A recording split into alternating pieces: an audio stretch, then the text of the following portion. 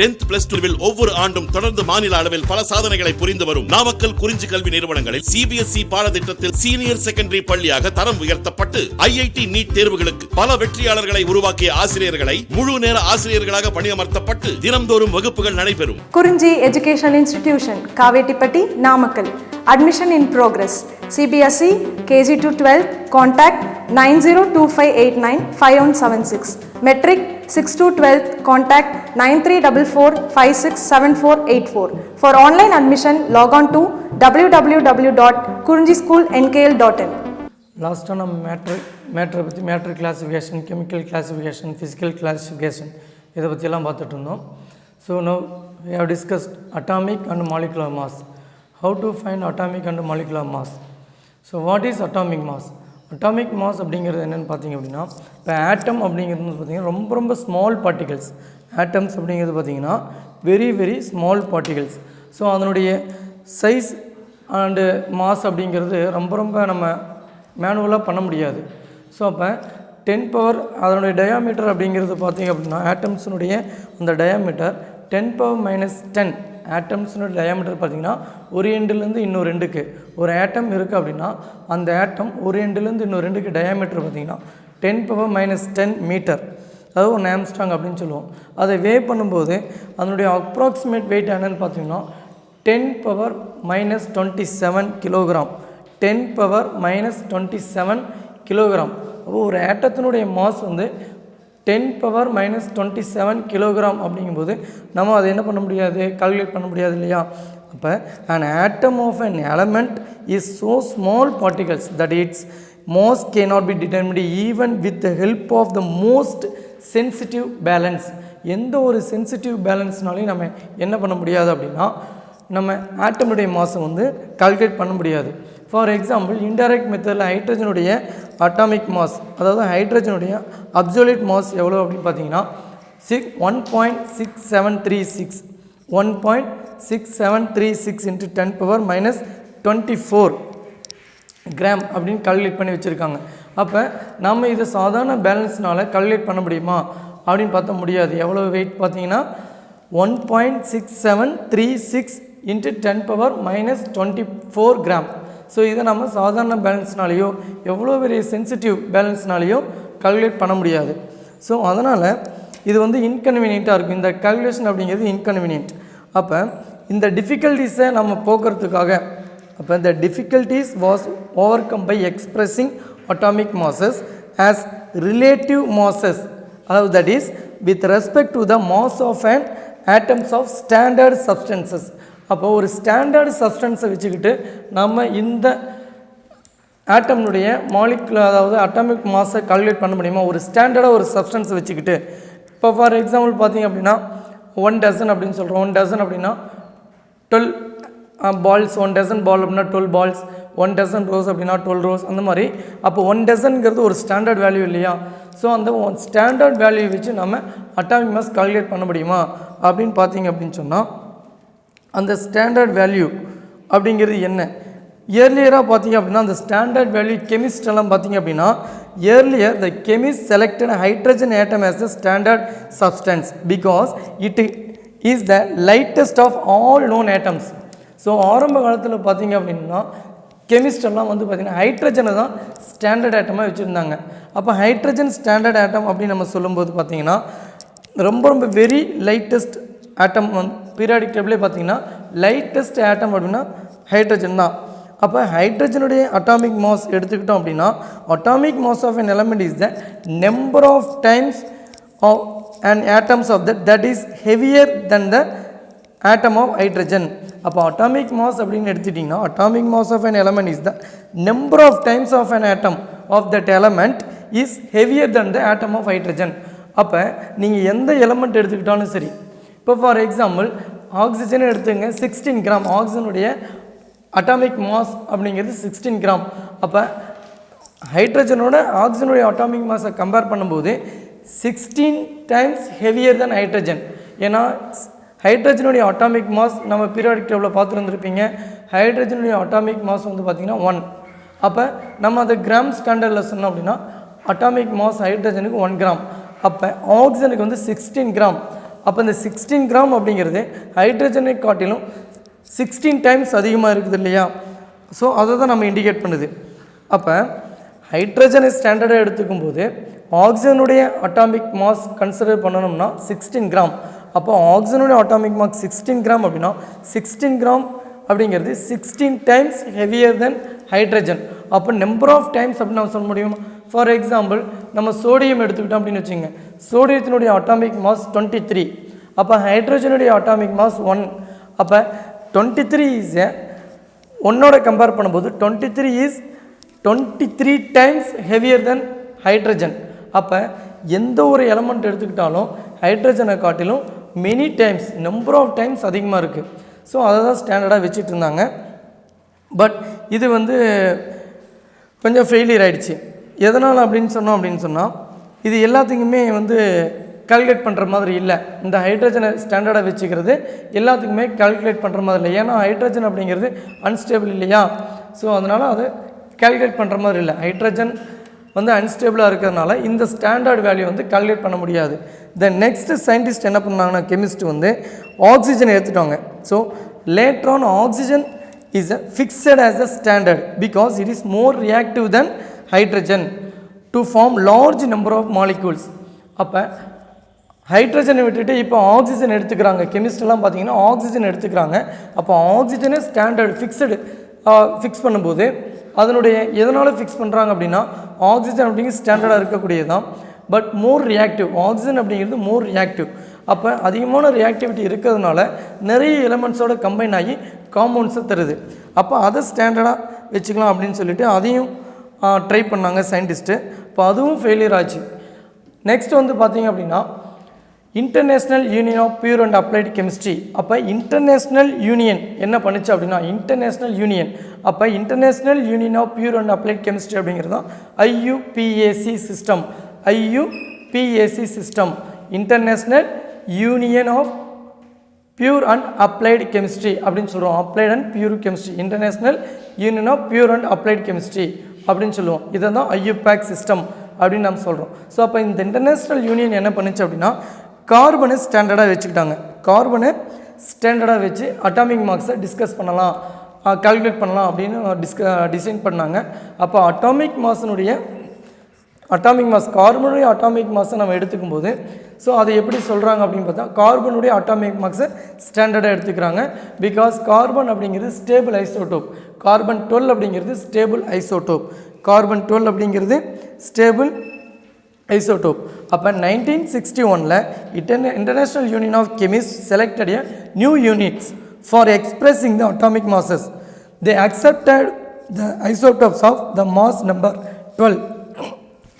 Remain பண்ணுறங்க students, 1961 international union of chemist selected a new unit for expressing the atomic masses.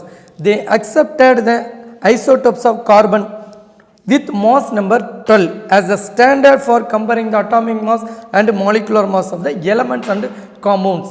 அப்போ atomic மாஸை carbon 12 isotope வச்சு நம்ம find out பண்ணலாம் அப்படின்னு ஃபைனலாக ஸ்டாண்டர்டைஸாக கொண்டு வந்தாங்க. அப்போ அட்டாமிக் மாஸை எதை வச்சு ஃபைண்ட் அவுட் பண்ணுறோம் அப்படின்னா கார்பன் 12 ஐசோடோப்ஸ் வச்சு. அப்போ அந்த கார்பன் 12 ஐசோடோப்ஸ் வச்சு ஃபைண்ட் அவுட் பண்ணும்போது அட்டாமிக் மாஸ்னால் என்ன அப்படின்னு பார்த்தீங்கன்னா AMUவில் தான் நம்ம மெஷர் பண்ணுறோம். அட்டாமிக் மாஸ் எதில் மெஷர் பண்ணுறோம் அப்படின்னா AMU means unified atomic mass unit. AMU means unified atomic mass unit. அப்போ வாட் இஸ் AMU அப்படின்னா AMU or unified atomic mass unit is defined as the 1/12 of the mass of a carbon 12 in its ground state. ground stateல கார்பனுடைய mass number 12, அது எதுவாக இருந்தாலும் சரி கார்பனுடைய mass number 12, அந்த 12ல் ஒரு பங்கு அப்படின்னு சொல்கிறாங்க. 1 AMU அப்படிங்கிறது 1/12 of the mass of a carbon 12, 1/12 of the mass of a carbon 12 அப்படின்னு சொல்கிறது. கார்பன் 12 கிராமில் ஒரு பங்கு, 12 கிராமில் ஒரு பங்கு தான் அட்டாமிக் மாஸ் அப்படின்னு சொல்லி IUPAC சிஸ்டம் சொல்லுது. அப்போ நம்ம அதை எப்படி கால்குலேட் பண்ணுறது அப்படின்னு பார்த்தீங்கன்னா mass of 1 carbon atom equal to 12U. Mass of 1 carbon atom equal to 12U. யூங்கிறது யூனிஃபைட் அட்டாமிக் மாஸ் யூனிட், அதை யூவில் நம்ம சொல்கிறோம். ஓகேங்களா? ஸோ இது AMUவில். அவகேட்ரோஸ் கான்செப்டில் பின்னாடி நம்ம அவகேட்ரோஸ் கான்செப்டை பற்றி பார்ப்போம். ஸோ அப்போ அவகேட்ரோ கான்செப்டில் mass of 6.023 into 10^23 carbon atom equal to 12 gram. அப்போ நம்ம அதை கிராம் கன்சிடர் பண்ணும்போது, அதாவது கிராமாக கன்சிடர் பண்ணால் கிராம் யூனிட்டில், so 12U equal to 12 gram. அப்போ mass of 1 carbon atom equal to 12U. அப்போ mass of 6.023 into 10^23 carbon atom equal to 12 gram. அப்போ 1 and 2 கம்பேர் பண்ணோம் அப்படின்னா 1 carbon atom equal to 12 divided by 6.023 into 10^23. So left side 2 ஈக்குவலும் right side 2 equal அப்படிங்கிறப்பில் நம்ம பார்க்க முடியும். ஸோ இதையே நம்ம mass of 6.023 into 10^23 carbon atom equal to 12 கிராம்னா 1 கார்பன் ஆட்டத்துக்கு எவ்வளவு? மாஸ் ஆஃப் 1 கார்பன் ஆட்டத்துக்கு mass of 1 carbon atom equal to 12 divided by 6.023 into 10^23. அப்போ 1 and 2 கம்பேர் பண்ணோம் அப்படின்னா 12U equal to 12 divided by 6.023 into 10^23. அப்போ 12க்கு 12க்கு நம்ம கேன்சல் ஆச்சுன்னா 1U ஈக்குவல் டு 0.16603 இன்ட்டு 10^-23. அப்போ 1Uங்கிறது நம்ம அந்த ரொம்ப ஸ்மாலாக இருக்கிறனால நம்ம கொஞ்சம் அதிகமாக யூனிட் காட்டணும் அப்படிங்கிறதுக்காக 1.6603 இன்ட்டு 10^-24 கிராம் நம்ம ஒரு டிஜிட் தள்ளி புள்ளி வச்சுருக்கோம். ஸோ அதே கிலோகிராமில் கன்சிடர் பண்ணோம்னா 1U equal to 1.66 into 10^-27 kilogram. Because 1 kilogram அப்படிங்கிறது 1000 கிராம்ஸ். ஸோ அதனால் 1000ஆல் மல்டிப்ளை பண்ணி 1000ஆல் டிவைட் பண்ணோம் அப்படின்னா நமக்கு கிலோகிராமுக்கு கன்சிடர் பண்ணிடலாம். ஸோ அப்போ 1.66 into 10^-27 kilogram equal to 1 AMU. அப்போ 1 AMU equal to 1.66 into 10^-27 kilogram. So இப்படி தான் அட்டாமிக் மாஸ் யூனிட்டை நம்ம கொண்டு வர போகிறோம். ஸோ இப்போ நம்ம கார்பன் ஆட்டத்தை அடிப்படையாக வச்சு தான், கார்பனுடைய மாஸ் நம்பரை அடிப்படையாக வச்சு தான் மற்ற அதர் எலிமெண்ட்ஸுடைய மாஸ் நம்பரை டிரைவ் பண்ண போகிறோம். ஸோ அப்படி டிரைவ் பண்ணும்போது நம்ம என்ன மாதிரி ஃபாலோ பண்ணலாம் அப்படின்னா ரிலேட்டிவ் அட்டாமிக் மாஸ் அப்படிங்கிற டெஃபினேஷன்ஸில் பார்க்குறோம். அப்போ relative atomic mass based on the carbon 12. அப்போ ரிலேட்டிவ் அட்டாமிக் மாஸ் அப்படிங்கிறது என்னென்னா ratio of average atomic mass to the masses of an atom of carbon 12 or unified atomic mass. For example இப்போ பார்த்தீங்க அப்படின்னு சொன்னால் average or absolute mass of the hydrogen atom, அதாவது mass of an hydrogen atom, average atomic mass of hydrogen atom அப்படிங்கிறது 1.6736 இன்ட்டு 10^-27 kilogram. அப்போ relative atomic mass எப்படி calculate பண்ணுறது? How to calculate relative atomic mass? அப்போ 1.6736 இன்ட்டு 10^-27 டிவைடட் பை 1.66 இன்ட்டு 10^-27. அப்போ 10^-27 10^-27 cancel ஆகிடுது.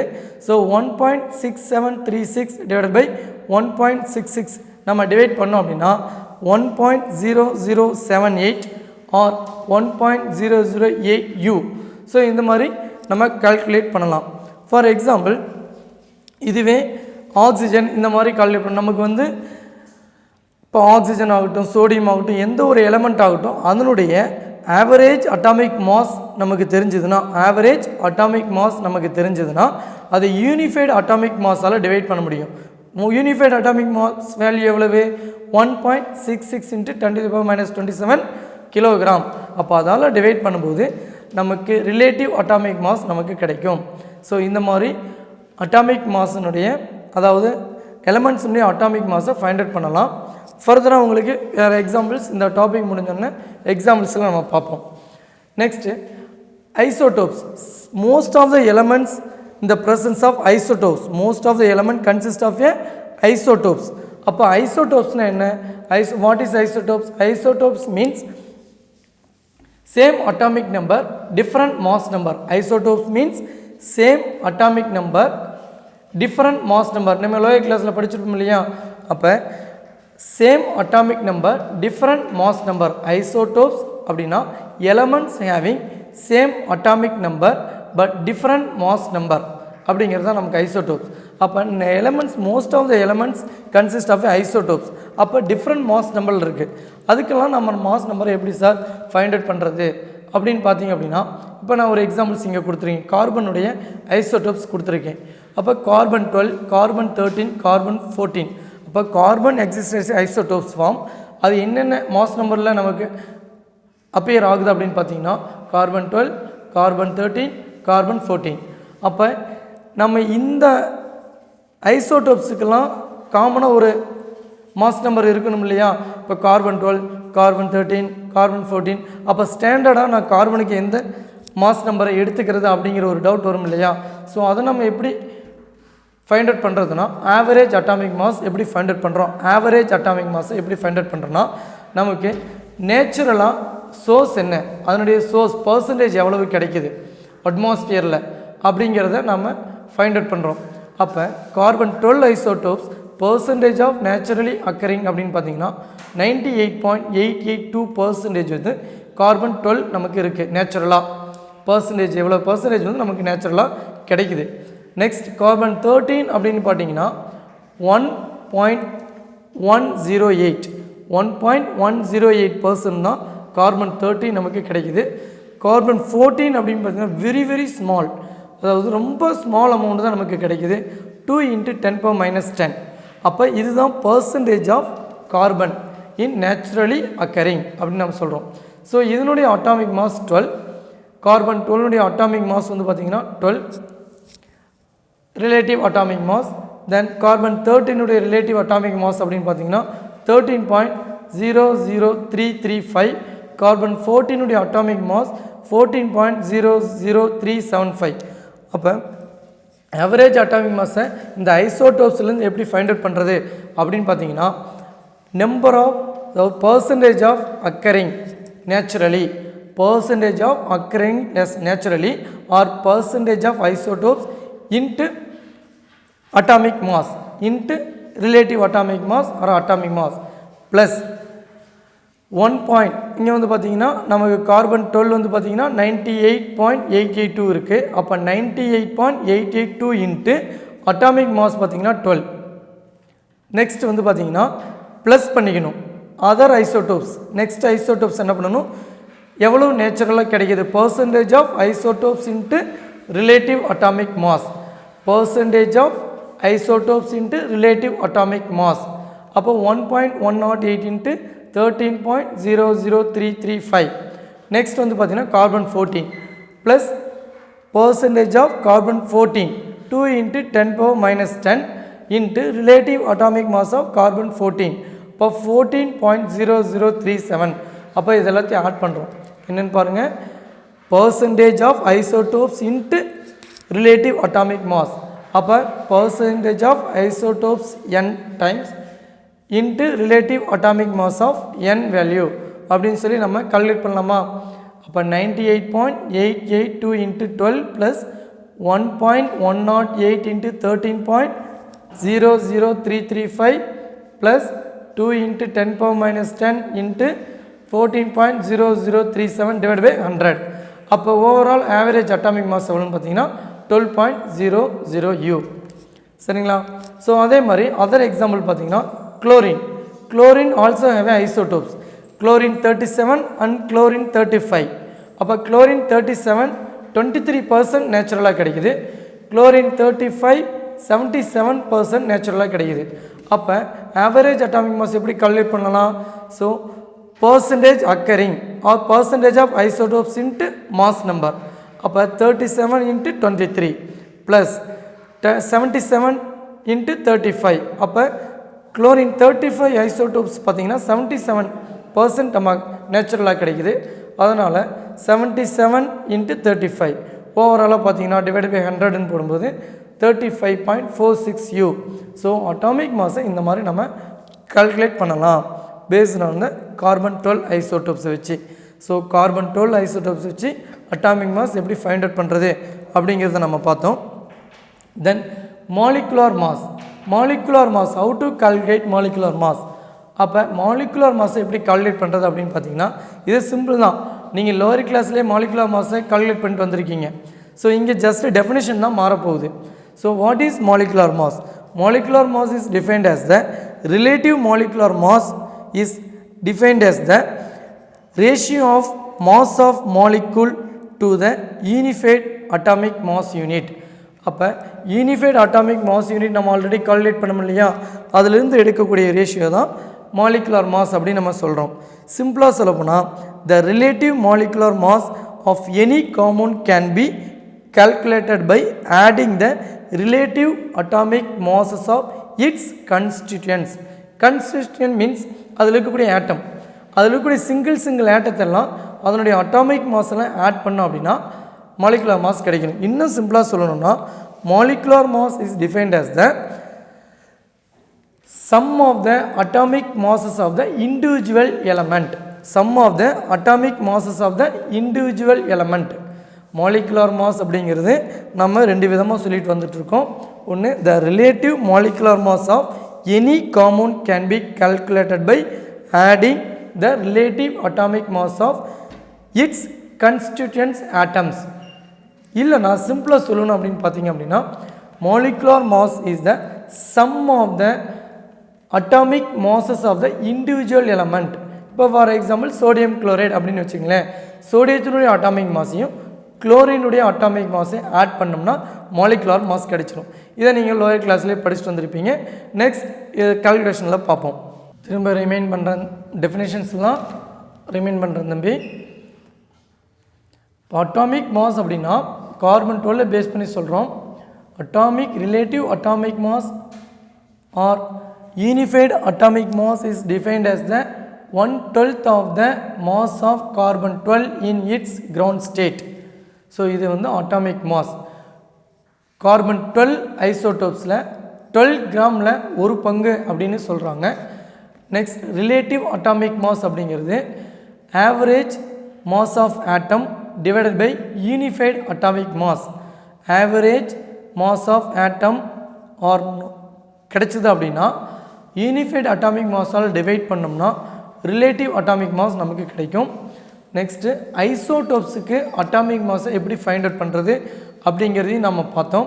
ஐசோடோப்ஸுக்கு அட்டாமிக் மாஸை எப்படி ஃபைண்ட் அவுட் பண்ணுறது அப்படிங்கிறத பார்த்தீங்க அப்படின்னு சொன்னால்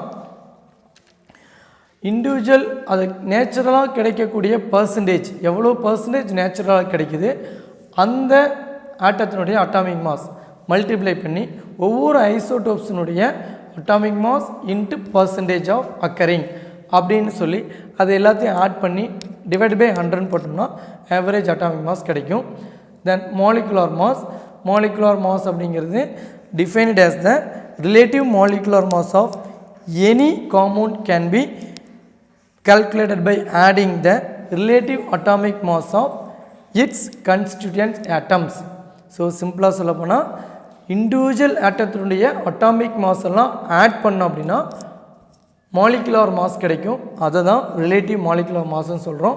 ஃபர்தராக நம்ம டெஃபினேஷன் எக்ஸாம்பிள்ஸையும் molecular mass and relative atomic mass எக்ஸாம்பிள்ஸும் பார்ப்போம்.